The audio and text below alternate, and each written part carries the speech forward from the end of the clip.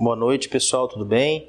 Dando continuidade ao nosso tema desapropriação, vimos na aula passada todo o conceito, toda a divisão do procedimento, o sujeito ativo, o sujeito passivo, o objeto, e agora a gente precisa entender a questão da indenização, ou as parcelas que integram a indenização na desapropriação, tá? Então começamos aí justamente falar que a indenização é o equilíbrio entre o interesse público e o privado, devendo ser prévia, justa e em dinheiro. Então toda vez que tiver uma desapropriação, ela é prévia, justa e em dinheiro. Exceção à indenização em dinheiro. Quando que o Estado, o ente público, ele não vai pagar em dinheiro a perda da propriedade para o cidadão? Quando se tratar de desapropriação porque o imóvel urbano ou imóvel rural não cumpriu sua função social. Nesse caso, o imóvel urbano, você paga justamente, o município paga com títulos da dívida pública. São aqueles créditos que o município tem de repente com terceiros e que ficou justamente consolidado, ele passa esse crédito para o proprietário do imóvel que perdeu o imóvel. E os títulos da dívida agrária, a mesma coisa, a União Federal faz esse pagamento através de um papel, títulos da dívida agrária, e esses títulos aí justamente por conta de uma desapropriação por interesse social, porque a propriedade rural não cumpriu função social, Aí ambos da Constituição Federal, hipótese de desapropriação sem qualquer pagamento, está lá no artigo 243 da Constituição Federal, para aquelas glebas de terras com plantio de plantas psicotrópicas, Então que você tem um plantio aí de plantas aí que não são autorizadas pelo ordenamento jurídico brasileiro, por exemplo, plantar maconha, e aí a administração pública vai lá e promove a desapropriação, na verdade é expropriação, e não paga nada, É como se estivesse passando no Paraguai, por exemplo, com o carro cheio de cigarro, a administração pública vai lá, a Polícia Federal vai lá, pega o teu cigarro e fala assim, não, calma aí, que eu vou te dar um dinheiro ainda por conta do valor do cigarro. Aqui não, você já perdeu o carro, você já perdeu tudo. Aqui é a mesma coisa, imagina plantas, cultivo de plantas psicotrópicas e trabalho escravo numa determinada propriedade, a administração pública vai lá, no caso a União Federal, vai lá e promove a desapropriação sem o direito a pagamento por conta da perda dessa propriedade, É justamente essa que é a ideia. Mas a regra é que, se tratar por utilidade pública, que é o que a gente está vendo, elencados no Decreto-Lei 3365 de 41, é necessário que a perda da propriedade haja aí uma compensação, que a administração pública venha e pague. Essa que é a ideia, Quais são as verbas, então, as parcelas que integram a indenização? Então, o cara que foi desapropriado, o que ele vai receber o papel? Quais as verbas? É como se tivesse uma discriminação, aí individual de cada parcela. O que diz respeito a cada parcela? Então, ele recebeu R$200 mil, mas ele vai receber as parcelas discriminadas. Então, quais as parcelas que integram a indenização no caso do cidadão perder a propriedade, por conta de uma desapropriação? Olha só. Valor do bem com as benfeitorias. Precisa estar constando qual que é o valor do imóvel com as respectivas benfeitorias. Está lá no artigo 26 do Decreto 3365 de 41. O grande cuidado aqui, que foi já objeto de prova e sempre objeto de concurso, objeto de OAB, o exame de ordem, é que ele coloca construções. Benfeitoria é uma coisa, construção é outra. Indeniza-se as benfeitorias da expedição do decreto expropriatório, todas as benfeitorias encontradas no imóvel são indenizadas. Com exceção, se você fizer uma benfeitoria depois da expedição do decreto, precisa ver se ela é útil, se ela é necessária, se ela é voluptuária. Então, mas havendo benfeitoria constante até a data da expedição do decreto, regra geral se indeniza. Benfeitoria é uma coisa, construção é outra. Vamos imaginar que você faz aí a construção, e que você é amigo do cidadão lá, do chefe da Secretaria de Serviços Públicos, e ele chegou no churrasco, fala, não, fica tranquilo, você está fazendo edículo lá no fundo, essa casa aqui vai ser desapropriada, mas pode continuar fazendo, e depois a gente vai pagar isso aqui para você. Mentira, não paga, Construção, você mexe com estrutura. Benfeitoria, você não chega a mexer com estrutura. Benfeitoria é um portão, uma piscina, isso é benfeitoria. Construção, mesmo você tendo o alvará de licença da prefeitura aí, vamos dizer assim, mesmo você tendo esse alvará de licenciamento, que a administração pública autoriza você construir, ela não vai reconhecer depois, numa indenização, o gasto que você teve com essa construção. Você tem uma casa, está fazendo uma edícula lá no fundo. Ele vai te indenizar a casa. A edícula ele não vai te indenizar. Mesmo sendo a mesma prefeitura que tenha te dado o licenciamento. Isso é súmula do Supremo Tribunal Federal. Verificados os pressupostos legais para o licenciamento da obra, da edícula, por exemplo, não impede a declaração de utilidade pública para desapropriação do imóvel. Então não vai impedir. Mas o valor da obra, da construção, não se incluirá na indenização quando a desapropriação for efetivada. Não vai constar lá o valor da construção. Poxa, eu fiz toda essa edícula aqui, tinha que ter um valor a mais. Não. Então o que você faz? Não constrói mais, porque ele não vai... mas o secretário falou que ele ia... O secretário não sabe de nada, com certeza aí você vai ter justamente um transtorno nesse sentido aí. Lucros cessantes e danos emergentes. Então você tem uma propriedade em que você esperava fazer um aluguel dela, você esperava que de repente você tinha, né, a possibilidade, vislumbrava um lucro sobre ela, e vem o poder público, vem a prefeitura e promove a desapropriação desse imóvel. Quer dizer, você teve lucro cessante e dano emergente, isso precisa integrar também o valor da sua indenização. O dano emergente faz referência à diminuição real sofrida pelo patrimônio, né? Sendo que este dano se perfaz no resultado aplicado pelo ato danoso. O ato danoso, qual foi o dano efetivo que você teve? Ou seja, por sua consequência, né? E o lucro cessante é a frustração da expectativa de lucro, é a perda de um ganho esperado. Então você tinha uma propriedade, alguém, a União, o Estado, o município foi lá, fez a desapropriação para fazer construção de casas populares na saída da cidade. Ok. Você tinha nesse terreno plantação de laranja, e você tinha vendido toda essa plantação de laranja, comercializado essa plantação de laranja com a Cocamar, por exemplo. Você sabia que você ia, no momento da colheita, você ia receber 50% do valor. Então você já tinha feito uma estimativa, que você fez uma venda desse cultivo no ano passado, você sabia que você ia receber aí 500 mil reais. Agora vem a administração pública fazendo a desapropriação do seu imóvel. E nesse momento você tem justamente esse lucro, a expectativa desse lucro, você precisa justamente, a administração pública precisa reconhecer que você era um lucro esperado, era justamente um lucro que você teria, tá? Por conta de uma ação dela, que é a desapropriação, você deixou de ganhar. E aí ela precisa reconhecer e precisa pagar isso, tá? Isso é lucro cessante e também a ideia do dano emergente, né? Então não é só o valor do imóvel.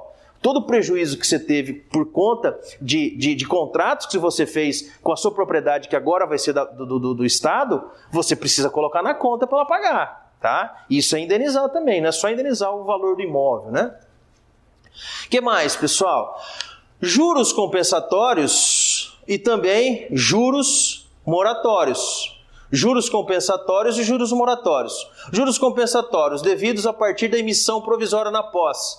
Emissão provisória na posse é como se tivesse uma tutela de urgência, por exemplo, né, que determina a utilização pelo poder público da posse do imóvel. É como se eu tivesse. A emissão provisória na posse está no decreto T365 de 41.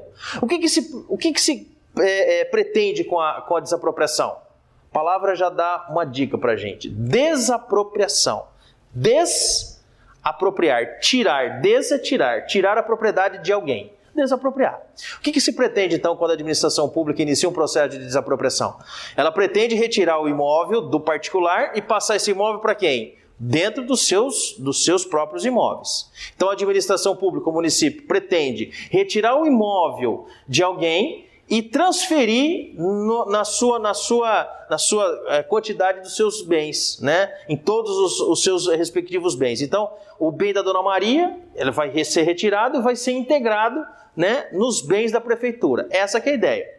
Então, quando ele consegue isso aí, o cidadão, a administração pública passa a ter, né, o domínio do imóvel. Então, pensa assim, num processo de desapropriação, né, que alguém vai perder um imóvel, você, no início, né, você pretende fazer a desapropriação, tem toda a parte inicial, só no final lá, ou da decisão, ou do acordo, é que a administração pública, o município, pode adentrar no imóvel, pode utilizar o imóvel. Mas é possível que nós tenhamos a utilização do imóvel antes da propriedade.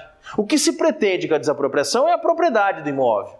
Mas às vezes é possível que antes de você ter a propriedade, o poder público possa vir a ter a utilidade do imóvel, a posse do imóvel, né? E é justamente nesse sentido que nós temos aqui. Então, os juros compensatórios é para compensar a perda que o cidadão está tendo desde o momento em que a administração pública foi autorizada a ingressar no imóvel. No caso de missão prévia na posse, na desapropriação por necessidade ou utilidade pública e interesse social, inclusive para fins de reforma agrária, havendo divergência entre o preço ofertado em juízo e o valor do bem fixado, incidirão juros compensatórios de até 6% ao ano sobre o valor da diferença, eventualmente apurada a contar da emissão na posse, vedado o cálculo de juros compostos. Ou seja, no final das contas, você teve um valor X, e sobre esse valor, é mais ou menos assim que funciona, tá? Você tem um juro que vai compensar a perda desse imóvel, contados a partir da data de que, quando a prefeitura, ou quando o Estado, ou quando a União ingressou naquele imóvel já para começar a fazer, né, utilizar o imóvel lá, tá? Os juros compensatórios destinam-se a compensar a perda comprovada sofrida pelo proprietário. Perda comprovada que foi sofrida pelo proprietário. Ele precisa comprovar isso aí. Agora, tem outros juros que são chamados de juros moratórios. Vem aquela ideia. Mora. O que é juro de mora? Juro de mora porque demora. Quando você paga a conta de luz e você paga um pouco atrasado, na outra conta você não paga uns 2, 3, 4 centavos a mais? É justamente uma penalidade porque você demorou. Se tivesse pago em dia, estava tudo bem. Você paga o aluguel atrasado, você não tem um jurinho de mora? Tem. Se pagar em dia não paga correto? Paga. A mesma coisa aqui. A administração pública demorou para pagar. Porque se a Constituição Federal está falando que é justa, prévia e em dinheiro, prévia significa dizer que antes de retirar a propriedade teria que pagar. Isso é ideal, né? Nós não estamos na Suíça, nós não estamos no Canadá, que coisa funciona. Aqui não. Aqui a administração pública está dentro do imóvel, está com a propriedade do imóvel e ainda não pagou. Tá? A ideia é justamente porque mora, guardem isso, porque demora. Se não há incidência de juros de mora, é porque alguém cumpriu as suas respectivas obrigações no tempo aprazado. Essa que é a ideia. Então, juros moratórios também incidirão em vista da ocorrência de demora no pagamento, lá no artigo 15b do Decreto-Lei 3365 de 41. Os juros moratórios destinam-se a recompor a perda decorrente do atraso no efetivo pagamento da indenização, fixada na decisão final de mérito. Olha só, pessoal, se a gente tiver uma demanda judicial, a gente brinca, né? Pagar o leitinho das crianças, os honorários advocatícios. Honorários advocatícios que estão lá no artigo 27, parágrafo 1º do Decreto-Lei 3365 de 41. Varia, pessoal, de 0,5% a 5% sobre o valor da diferença entre a oferta inicial e o valor da indenização, acrescidos os juros moratórios e os juros compensatórios. Exemplo, se vamos imaginar, você teve uma oferta inicial de R$100 mil pelo imóvel e no final a indenização foi de R$1 milhão. Então, inicialmente foi ofertado 100 mil, mas realmente, concretamente, a administração pública te pagou 1 milhão. Qual a diferença? 900 mil. 900 mil, você precisa justamente entre 0,5% e 5% sobre 900 mil, que são os honorários advocatícios que você tem que entregar para o seu advogado, tá? A sentença que fixar o valor da indenização, quando este for superior ao preço oferecido, condenará o desapropriante a pagar honorários do advogado que serão fixados entre 0,5% e 5%, né, do valor da diferença, observadas as regras do Código de Processo Civil. E olha só, pessoal, não podendo os honorários ultrapassar o valor de R$151 mil. Às vezes nós estamos falando de desapropriações milionárias. E esse 0,5% de incidência aqui dá muito mais do que R$151 mil. Mas nós tivemos uma decisão, que é justamente decisão de 2006 do Supremo Tribunal Federal, né? Se eu não me engano, é o Sepúlveda Pertence, ministro Sepúlveda Pertence, ex-ministro do Supremo Tribunal Federal, Sepúlveda Pertence, que fala assim, Mais que 151 mil reais não pode, não dá, né? A gente pergunta assim, será que se ele, quando se aposentar, for advogado, ele vai entender da mesma forma? Porque às vezes o juiz, o próprio ministro aí, ele vai tem esse entendimento, mas de repente, quando ele se aposenta, ele não vai entender isso, tá? É claro que, né, o advogado, ele tem a ideia do advogado que o limite é o céu, né? Então, se 151 mil reais, em algumas indenizações, ele é muito maior, muito superior, tá? Custas e despesas judiciais, custas do processo. Você promover o processo, tem que pagar, né? O nosso Estado, ele tem justamente a gratuidade da justiça, desde que haja comprovação de hipossuficiência financeira. Então o cidadão não tem condições de arcar com as custas do processo em detrimento da manutenção sua e da sua família. Aí a pessoa tem direito à gratuidade da justiça. Mas, regra geral, quem se vale da justiça precisa pagar. Precisa pagar a justiça. Pagamento de custas e cartórios, despesas com oficiais de justiça, perícias. Claro que a gente não está falando daquelas pequenas causas, abre aspas, fecha aspas, do juizado especial, em que nós temos aí uma gratuidade até 40 salários mínimos, você não precisa de advogado até 20 salários mínimos, etc. Tá? Mas o processo de desapropriação tem que pagar, e isso custa caro, demanda. Então, diligência do oficial de justiça, fazer perícia, conta, custa de cartório, precisa ser pago. Então, custas e despesas judiciais vão estar fazendo parte da conta, da parcela também da indenização, tá? As custas são pagas pelo autor, do autor, que é justamente o expropriante. Autor aqui é o poder público. Se o réu é o expropriado, que é a pessoa, o proprietário do imóvel, aceitar o preço oferecido. Em caso contrário, se o réu fala, não aceito, pelo vencido, não sei quem vai vencer aqui, com certeza vai ser a administração pública. Grande chance de quem vai desapropriar vai vencer o processo, que é o poder público, ou em proporção na forma da lei, proporcionalmente, prorata na forma da lei aí, tá? Correção monetária.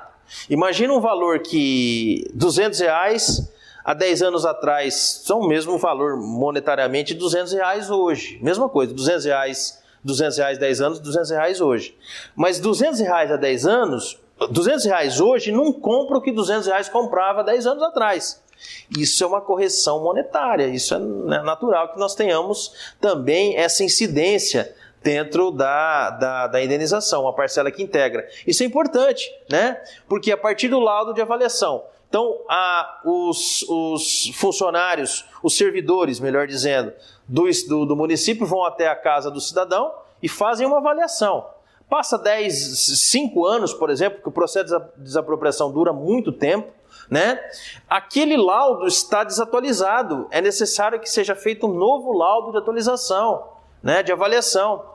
E aí você precisa justamente fazer o quê? Uma correção monetária daquele valor. Essa que é a ideia. Então, decorrido o prazo superior a 1 ano a partir da avaliação, fez a avaliação, não saiu decisão ainda, o processo teve recurso, alguma coisa aconteceu, o juiz ou o tribunal, antes da decisão final, determinará a correção monetária do valor apurado, conforme índice que será fixado trimestralmente pela Secretaria de Planejamento da Presidência da República. Ou seja, foi feito o laudo de avaliação e depois de 1 ano ainda não saiu decisão. O que é necessário fazer? A correção monetária. Não há necessidade de fazer outro laudo de avaliação, se o juiz entender que sim, mas é necessário fazer correção monetária. Corrigir aquele valor, porque 1 ano atrás aquele valor não é o mesmo de hoje. Por quê? Porque se você pagar o valor de hoje, que foi avaliado no valor de 1 ano atrás, você causa prejuízo a quem? Ao proprietário do imóvel. Ele está tendo um prejuízo, a administração pública está se beneficiando, locupletando ilicitamente. Essa que é a ideia. Por isso que você usa o Instituto da Ocupação da Correção Monetária dentro da indenização também, tá? Despesas, imagina uma empresa que você era do seu pai, da sua família, e que era empresa de fábrica de café. Então, há 20 anos funcionou uma empresa de fábrica de café. E essa fábrica de café, ela tem equipamentos. Ela tem justamente, né, equipamentos que estão, o maquinário do café, aonde faz a torrefação e moagem do café, são estruturas grandes que precisam ser desmontadas. Mas não foi você que está justamente provocando isso. Não foi sua ação, né, para fazer o desmonte. Então quem tem que pagar pelo desmonte, pela montagem em outro lugar da sua empresa, que é a base de sustentação financeira da sua família, é a administração pública. Isso aqui, a administração pública precisa contratar uma empresa para fazer isso aqui. Tá? E isso precisa estar fazendo parte da indenização. Tá? Então, despesas com desmonte, transporte, mecanismos instalados e em funcionamento, que estava na empresa do prédio que vai ser desapropriado, você tem que sair de lá. A administração pública, a prefeitura precisa usar o imóvel. Beleza, vou sair. Mas aqui funciona uma empresa há 20 anos, que é de café. E aí eu tenho justamente que fazer desmonte de equipamentos aqui. Quem vai fazer isso? Não, você vai pagar alguém. Beleza, vou pagar alguém, mas você tem que pagar por isso. Eu vou pagar, mas você tem que estar aqui na conta da indenização esse valor, que é justamente o que o parágrafo único do artigo 25 do Decreto-Lei 3365 fala, né? O juiz poderá arbitrar quantia módica, bem razoável, bem baixa, módica, né? Para desmonte e transporte de maquinismos, né? Instalados em funcionamento, maquinários, né? Instalados e que estão em funcionamento daquele imóvel que vai ser desapropriado. Por quê? Porque o proprietário não pode arcar com isso aqui. Não é ele que está pedindo para sair, de se deslocar do local que ele está lá, né? E o fundo de comércio será indenizado? Fundo de comércio?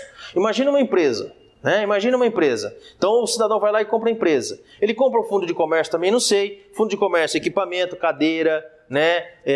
Computador, maquinários, é o conjunto de bens, fundo de comércio. Móveis, mesas, cadeiras, computadores, máquinas, estoque e o ponto comercial. Esse é o fundo de comércio. E o fundo de comércio fica com quem quando a gente tem a desapropriação? Olha, são duas situações. Se o fundo de comércio, se pertencer ao expropriado, será incluído no valor da indenização. Se o fundo de comércio pertencer ao expropriado, é o expropriado que é o dono, né, daquele fundo de comércio. Imagina que o expropriado, né, a Faculdade de Maringá, é o dono toda essa estrutura, a prefeitura vai desapropriar isso aqui. Todas essas cadeiras, carteiras, maquinários, né, que estão aqui, computadores, pertence à Faculdade de Maringá? Pertence. Então, no momento que a prefeitura de Maringá desapropriar esse prédio da Faculdade de Maringá, por exemplo, tem que constar o valor da indenização, que é o fundo de comércio. Porque a Faculdade de Maringá é proprietária desse fundo de comércio. Se o fundo de comércio pertencer a terceiro, então o prédio é da Faculdade de Maringá, mas o fundo de comércio é de uma outra instituição, né? O mesmo deverá pleitear, né? O proprietário, esse terceiro que é proprietário do fundo de comércio, deverá pleitear o valor da indenização em ação própria contra o ente expropriante, que está justamente no artigo 26. No valor da indenização, que será contemporâneo da avaliação, não se incluirão os direitos de terceiros contra o expropriado. A Faculdade de Maringá tem justamente esse prédio com todos os equipamentos aqui, mas quem é aquela pessoa que presta serviço educacional é uma outra empresa. Então o fundo de comércio não é dessa empresa, o fundo de comércio é de quem? É da Faculdade de Maringá. Então nesse caso, você tem esse terceiro, precisa entrar com uma ação contra a prefeitura para justamente ter de volta o valor desse fundo de comércio. Então, o fundo de comércio não pertence, né, àquele que está justamente sendo desapropriado. Então, essa é a ideia. Fundo de comércio, se pertencer ao expropriado, e se não pertencer, se pertencer a terceiro. Se pertencer ao expropriado, cai na conta, né, de toda a indenização. Se pertence a terceiro, esse terceiro precisa ingressar com uma ação própria. E as pessoas que exercem direito obrigacional sobre o imóvel? As pessoas que exercem direito obrigacional sobre o imóvel. Exemplo, o locatário do imóvel, né? Então eu tenho uma determinada empresa e eu sou justamente locatário dessa empresa. O prédio é daquele que está sendo desapropriado, né, expropriado. Mas é o locatário que está aqui. Tá? A Faculdade de Maringá, vamos imaginar que não seja dona desse imóvel aqui, mas esse imóvel está sendo desapropriado. Como que fica? Deverão ingressar com ação própria contra a administração pública. Né? Então, a Faculdade de Maringá, não sendo proprietária, vamos imaginar que ela não fosse proprietária desse prédio aqui, ela precisaria ingressar com uma ação própria contra a prefeitura, por exemplo. E as pessoas que exercem direitos reais sobre o imóvel que está sendo desapropriado? Imagina a situação. Você tem um crédito para receber de uma determinada pessoa. A única forma de garantia desse crédito, são lá 100 mil reais, 150 mil reais, é o imóvel que essa pessoa tem. E aí você tomou conhecimento que a prefeitura vai fazer uma desapropriação sobre esse imóvel. A prefeitura tem que esperar o teu direito de crédito? Não. Ela tem preferência. É a única que tem preferência. A desapropriação acontece. Tá? E esse direito que você tem sobre o imóvel dele? Mesmo porque ele está te devendo, você tem a única garantia que é o imóvel? É isso aqui, ó. E as pessoas que exercem direitos reais sobre coisa alheia, ou ônus reais, tais como penhor, hipoteca, usufruto, como que funcionaria, né, nesse caso? O poder público não responde, já que esses ônus, o valor relativos a esses ônus, a essas responsabilidades, ficam garantidos no preço. Então, nesse momento, essas pessoas aqui, com certeza esses ônus aqui que recaem sobre o imóvel, estão lá no valor da indenização. Cabe ao proprietário justamente chegar para o cidadão que tem esse crédito para com ele e falar, olha, desse aqui 100 mil eu tenho que te pagar. Tá? Então, justamente fica já no valor da indenização. Cabe ao proprietário, né, do imóvel que está sendo desapropriado, ele justamente chegar nesse cidadão que com ele tem esse crédito, falar, olha, eu recebi 200 mil, só que como tinha uma dívida com você, 100 mil eu tenho que te pagar. Então desses 200, 100 mil é teu, porque era um crédito que você tinha aí justamente comigo, tá? Ficam subrogados no preço quaisquer ônus ou direitos que recaiam sobre o bem expropriado, tá? Natureza jurídica da desapropriação, o que ela significa? O que é a desapropriação? A gente precisa saber algumas características. Desapropriação como forma originária de aquisição de propriedade. É forma originária de aquisição de propriedade. Ela não se vincula a nenhuma outra relação jurídica. Nasce de relação direta entre o sujeito e a coisa. Tá? Sujeito e a coisa. Não está vinculada a nenhum título anterior, não está vinculada a nenhuma outra regra anterior, né? Nenhuma outra relação jurídica anterior. É causa autônoma, ou seja, não interessa saber se trata de título justo, injusto, boa-fé ou má-fé. É transferência forçada, significa transferência forçada. Consequência de tudo isso que nós temos com relação à desapropriação. Primeiro, a ação judicial prossegue independentemente de se saber quem seja o proprietário. Não se aplica os efeitos da revelia do processo civil. Não fica autorizada a dispensa de avaliação. O que significa isso, pessoal? Significa dizer que o que interessa para o poder público saber não é quem é o proprietário do imóvel. O interesse é saber quem é o imóvel, qual é o imóvel. Essa que é a melhor questão. Ou seja, qual que é o imóvel a ser desapropriado? Aonde ele está? Qual a sua dimensão? Qual o seu tamanho? E não saber quem que é o proprietário do imóvel. Não, tá? E não se aplica os efeitos da revelia do processo civil, justamente nesse sentido. Não poderão ser considerados verdadeiros os fatos alegados pelo autor, justamente porque né, você está falando justamente não de uma questão subjetiva, mas você está falando justamente de uma questão real. Essa que é a ideia, né? Ou seja, você está falando de algo que o que importa é o bem, não o sujeito proprietário do bem, né? Se a indenização for paga a terceiro, por exemplo, a desapropriação não se invalida, tá? Que é o artigo 35 do decreto-lei que fala. Então o município vai lá e paga o João, mas na verdade o proprietário é o José. Fica invalidada a desapropriação? Não, a desapropriação é válida. O que só precisa justamente, né, é saber quem que teve prejuízo, e aí quem paga mal paga duas vezes, mas não há invalidação da desapropriação.